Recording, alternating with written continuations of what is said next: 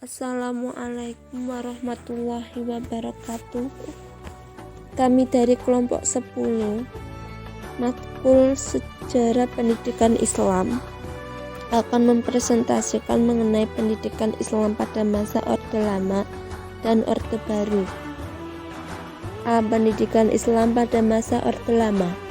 Pendidikan menurut Islam atau pendidikan Islami yaitu pendidikan yang dipahami dan dikembangkan dan ajaran dan nilai-nilai fundamental yang terkandung dalam sumber dasarnya, yaitu Al-Quran dan As-Sunnah. Ada dua hal yang penting berkaitan dengan pendidikan Islam pada masa Orde Lama, yaitu perkembangan dan pembinaan madrasah dan pendidikan Islam di sekolah umum. Dalam hal ini, pendidikan Islam pada masa Orde Lama dibagi menjadi beberapa di antaranya. 1. Perkembangan dan pembinaan madrasah. Perkembangan madrasah tak lepas dari peran Departemen Agama sebagai lembaga yang secara politis telah mengangkat posisi madrasah sehingga memperoleh perhatian yang terus-menerus di kalangan pengambil kebijakan. Madrasah sebagai lembaga penyelenggara pendidikan diakui oleh negara secara formal pada tahun 1950. Jenjang pendidikan pada sistem madrasah pada masa itu terdiri dari 3 jenjang. Di antaranya, Madrasah Ibtidaiyah dengan lama pendidikan 6 tahun, Madrasah Sanawiyah pertama pendidikan 4 tahun, dan Madrasah Sanawiyah atas pendidikan 4 tahun. 2. Perkembangan perguruan tinggi. Perguruan tinggi Islam khusus terdiri dari fakultas-fakultas keagamaan mulai mendapat perhatian pada tahun 1950. Pada tanggal 12 Agustus 1950, Fakultas Agama atau UII dipisahkan dan diambil alih oleh pemerintah.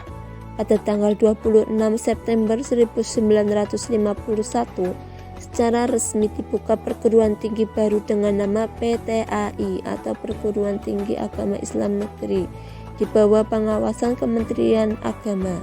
Pada tahun 1957, di Jakarta didirikan Akademi Dinas Ilmu Agama atau ADIA. Akademi ini bertujuan sebagai sekolah latihan bagi para pejabat yang berdinas di pemerintahan atau Kementerian Agama. Dan untuk pengajaran agama di sekolah, pada tahun 1960, PTAIN dan ADIA disatukan menjadi IAIN. 3. Pendidikan agama Islam di sekolah umum. Peraturan resmi pertama tentang pendidikan agama di sekolah umum dicantumkan dalam Undang-Undang Pendidikan tahun 1950 nomor 4 dan Undang-Undang Pendidikan tahun 1954 nomor 20. Sebelumnya ada ketetapan bersama Departemen PKK dan Departemen Agama yang dikeluarkan pada 20 Januari tahun 1951. Ketetapan itu menegaskan bahwa A. Pendidikan agama diberikan mulai kelas 4 sekolah rakyat selama 2 jam per minggu. B. Di sekolah lanjutan tingkat pertama dan tingkat atas atau umum dan kejuruan diberikan pendidikan agama sebanyak 2 jam seminggu. C. Pendidikan agama diberikan kepada murid-murid sebanyak 10 orang dalam satu kelas dan mendapat izin dari orang tua dan walinya. D. Pengangkatan guru agama, biaya pendidikan agama, dan materi pendidikan agama ditanggung oleh Departemen Agama. 4. Pendidikan diniyah dan pondok pesantren. Pondok pesantren sebagai bagian dari sistem pendidikan nasional. Keberadaan pondok pesantren sebelum Indonesia merdeka diperhitungkan oleh bangsa-bangsa yang pernah menjajah Indonesia. Pada pasca kemerdekaan, pondok pesantren perkembangannya mengalami pasang surut dalam mengemban misinya sebagai pencetak generasi kaum muslimin yang mumpuni dalam bidang agama atau tafakuh fiddin. Pada masa periode transisi antara tahun 1950 sampai 1965, pondok pesantren mengalami fase stagnasi, di mana kiai yang disimbolkan sebagai figur yang ditokohkan oleh seluruh elemen masyarakat Islam terjebak pada percaturan politik praktis. yang ditandai dengan bermunculannya partai politik bernuansa Islami peserta pemilu pertama tahun 1955. Contohnya, dengan lahirnya partai politik NU yang mewakili warga Nahdliyin. Partai politik NU tersebut dapat dikatakan mempresentasikan dunia pondok pesantren. Hal ini dikarenakan sebagian besar pengurus dari parpol tersebut adalah kiai yang mempunyai pondok pesantren. B. Pendidikan Islam pada masa Orde Baru. Orde Baru memberikan corak baru bagi kebijakan pendidikan agama Islam karena beralihnya pengaruh komunisme ke arah pemurnian Pancasila melalui rencana pembangunan secara berkelanjutan.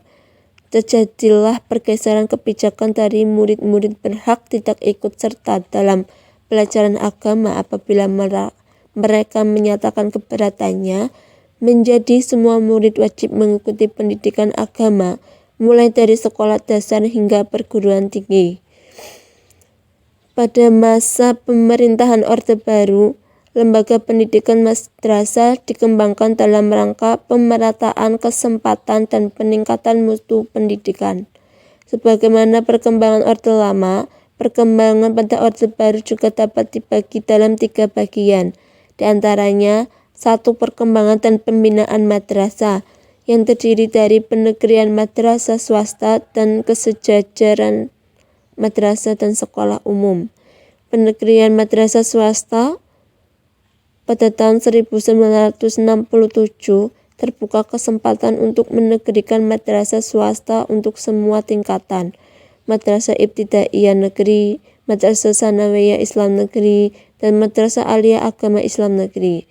Namun ketentuan itu hanya berlangsung 3 tahun, dan dengan alasan pembiayaan dan fasilitas yang sangat terbatas, maka keluarnya keputusan Menteri Agama nomor 213 tahun 1970 tidak ada lagi penegrian bagi madrasah-madrasah swasta.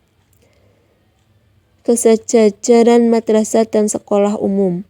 Dalam hal ini lahirnya Surat Keputusan Bersama atau SKB 3. 2. Pendidikan diniyah dan pondok pesantren. Perkembangan pendidikan pondok pesantren pada periode Orde Baru seakan tenggelam eksistensinya karena seiring dengan kebijakan pemerintah yang kurang berpihak pada kepentingan umat Islam. Pondok pesantren tidak lagi dipandang sebagai lembaga pendidikan tradisional yang ilegal, namun pesantren diakui oleh pemerintah sebagai lembaga pendidikan yang mempunyai kesetaraan dalam hak dan kewajibannya dengan lembaga pendidikan formal lainnya. 3. Perguruan Tinggi Agama Islam. IAIN sebagai salah satu bagian dari PTAI merupakan bagian dari salah satu sistem pendidikan Islam yang ada di Indonesia. IAIN didirikan pada awal tahun 1960 sebagai suatu respon atas kebutuhan pemerintah akan tenaga pendidik yang ahli di bidang ilmu-ilmu keislaman untuk mengembangkan sistem pendidikan madrasah. Akhirnya, dalam perkembangannya, IAIN jumlahnya semakin bertambah dan berkembang.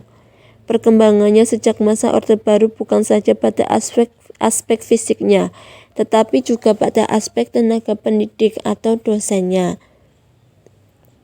baik secara kualitatif dan maupun kuantitatif. Sejalan dengan kebutuhan masyarakat Islam akan ilmu dan pengetahuan serta teknologi, peran perguruan tinggi agama Islam semakin bertambah.